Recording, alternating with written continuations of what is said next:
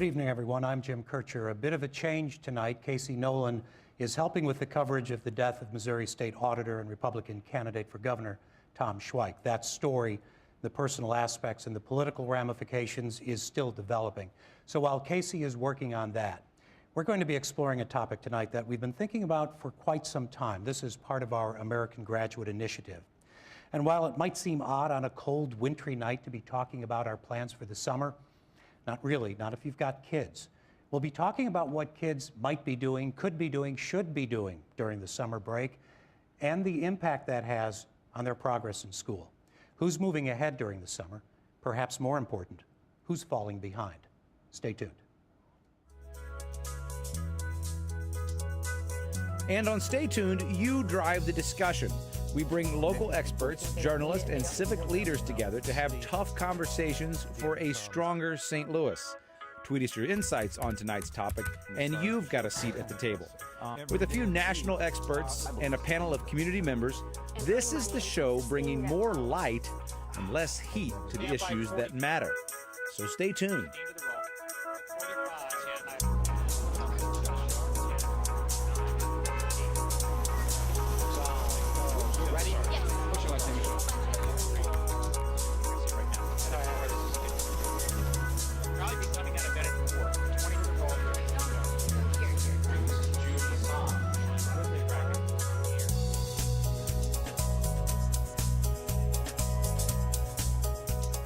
When you have the summer off from formal schooling, as we do in America for the most part, it's not always easy to go back in late August for the new school year and just pick up where you left off. I remember that to be particularly true with math, and the research kind of backs that up. But back then, I think nobody was worrying so much about it. As it turns out, the research is showing that learning loss during the summer is a very real thing, especially for kids who don't have resources, advantages, and environment that a lot of middle and upper income kids do. And that means that kids are losing ground to other kids, summer after summer after summer.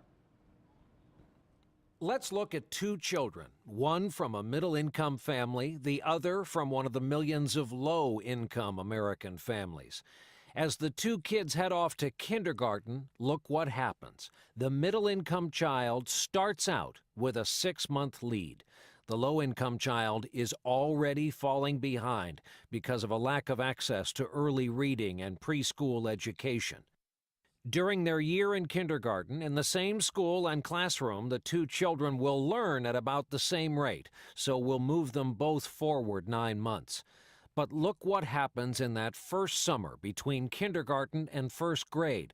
Our middle-income child moves ahead about a month in reading because learning of one kind or another continues over the summer. The low-income child falls back about 2 months. So when school begins again, when they go back for first grade, the gap between them has already widened. During first grade, again, they move ahead at about the same rate, another 9 months.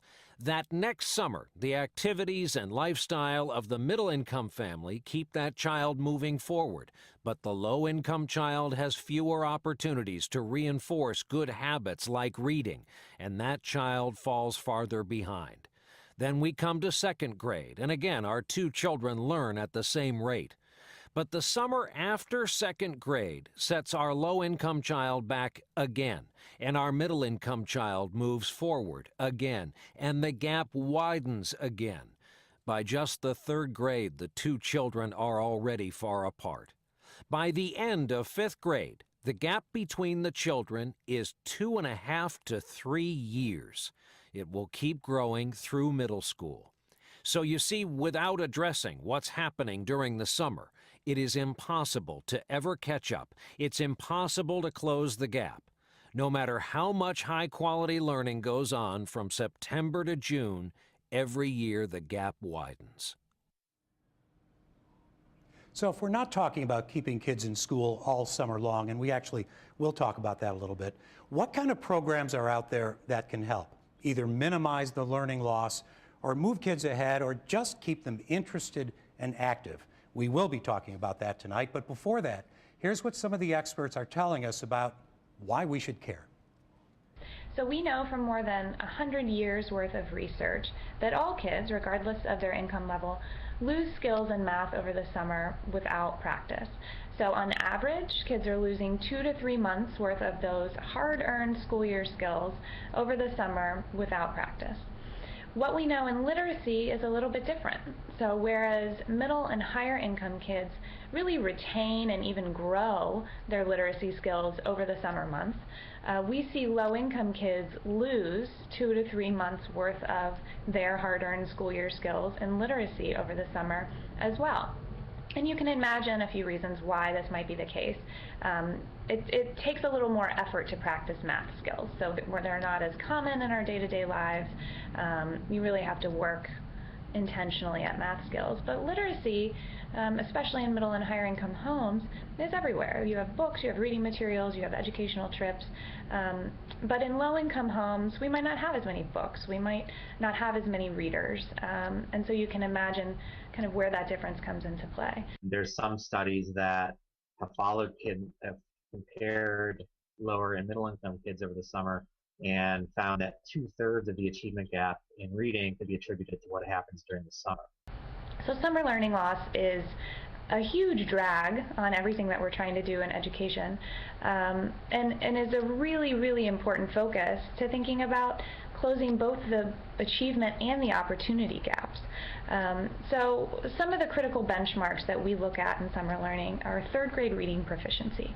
So by the end of third grade, 80% of minority students in this country are not proficient in reading, making them 4 times as likely to drop out of high school. We know by the time they're 9 years old whether or not they can read and what that means for their future.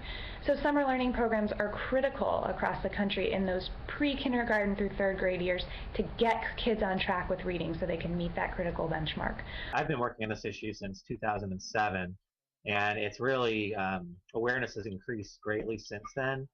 And it's important, getting back to your original questions, it's important because of both that achievement gap that we talked about, where you have schools that are investing both time and resources into students for 9 months of the year, and then we're seeing a lot of that effort being wasted each summer. So it's from an investment standpoint, it's not the best use of taxpayer dollars. And we also know that it plays a large role in what we call the opportunity gap, which is this gap between access to enriching activities that many middle and higher income kids take for granted, that many lower income kids don't have access to. So the opportunity gap could be, for the summer months where some kids are going to summer camp programs, or they're going to museums, or they're taking vacations with their families. They're learning things over the summer, whereas many lower income kids don't have access to those kinds of programs, and so they're falling behind over the summer. So it's both the academic gaps, but also some of those opportunity gaps that we take for granted. And there's also some recent studies coming out showing that teachers spend anywhere from 3 to 4 weeks each fall reteaching subject matter just to get kids to where they were at the end of the last school year. So it's really an inefficient use of our system, and again, there's a huge research base behind it. So this isn't, summer is one of those, in education there's lots of different ideas out there, but summer has an incredibly strong research base behind it, which shows that we need to address it.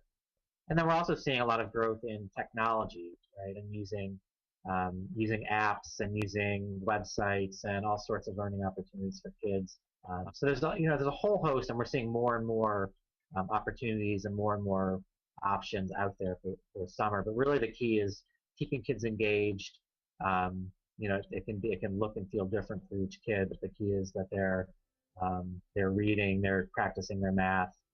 But again, it doesn't have to be sitting in a classroom. It can be done in a lot of different ways.